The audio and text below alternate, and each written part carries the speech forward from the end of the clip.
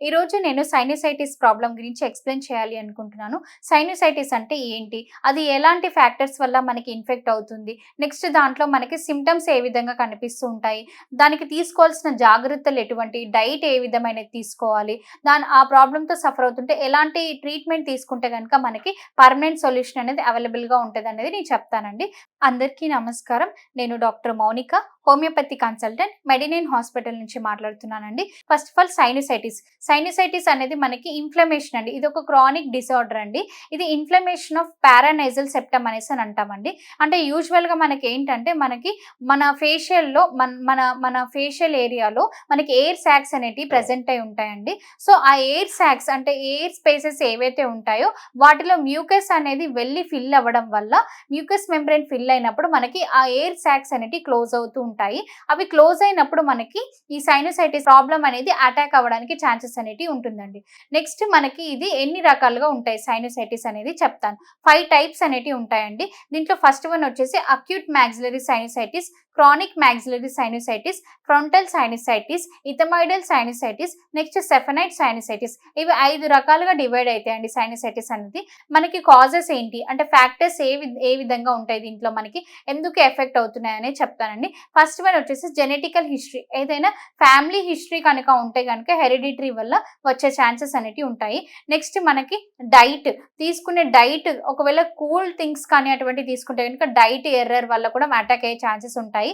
మన auto immune అంటే immune system dysfunction వల్ల మన ఇమ్యూన్ సిస్టమ్‌లో ఏదైనా ఎర్రర్ జరిగితే గనుక మన బాడీలో ఎలర్జిన్ కంటెంట్ అనేది హైపర్‌గా వర్క్ చేస్తే గనుక అప్పుడు మనకి సైనసైటిస్ అనేది అటాక్ అవ్వడానికి ఛాన్సెస్ ఉంటుంది.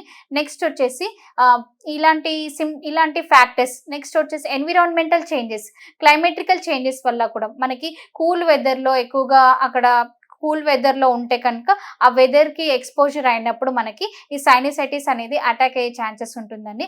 Next industrial areas. ఎవరైతే పీపుల్ ఇండస్ట్రియల్ ఏరియాస్‌లో అంటే అక్కడ నివసిస్తూ ఉంటారో అక్కడ వాళ్ళకి ఆహ్, ఎ ఈ ఆ గ్యాసెస్ ఏవైతే రిలీజ్ అవుతూ ఉంటాయో అంటే పొల్యూషన్ ఏదైతే రిలీజ్ అవుతూ ఉంటుందో వాటి వల్ల మనకి సైనసైటిస్ అనేది అటాక్ అయ్యే ఛాన్సెస్ ఉంటాయండి.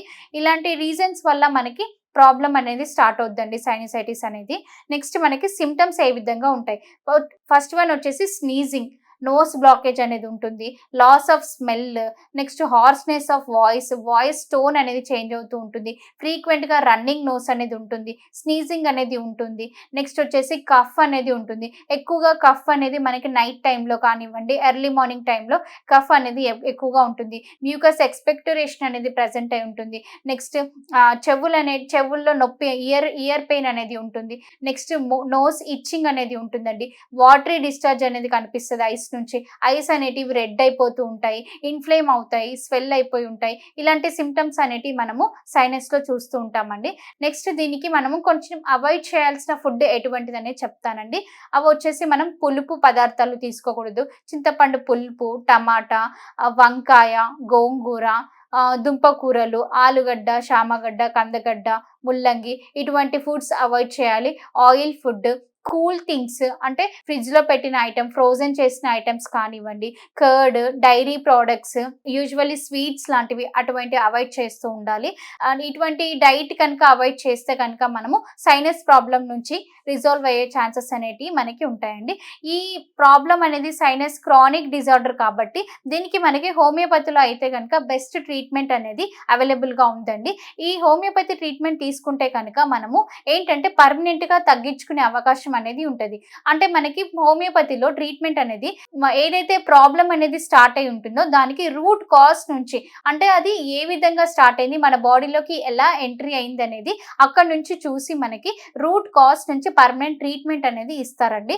సో, మనకి ఈ ప్రాబ్లమ్ అనేది ఫ్యూచర్‌లో మళ్ళీ రిపీట్ అవ్వకుండా, రీయకర్ అవ్వకుండా పర్మనెంట్‌గా మనం ఈ ప్రాబ్లమ్‌ని సాల్వ్ చేసుకునే అవకాశం అనేది మనకి హోమియోపతి ట్రీట్మెంట్‌లో అవైలబుల్‌గా ఉందండి. సో, ఎవరైతే ఈ ప్రాబ్లమ్‌తో సఫర్ అవుతున్న వాళ్ళు ఉన్నారో మీరు మా మెడినైన్ హాస్పిటల్‌కి సంప్రదించండి.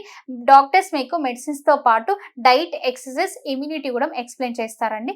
Thank you so much.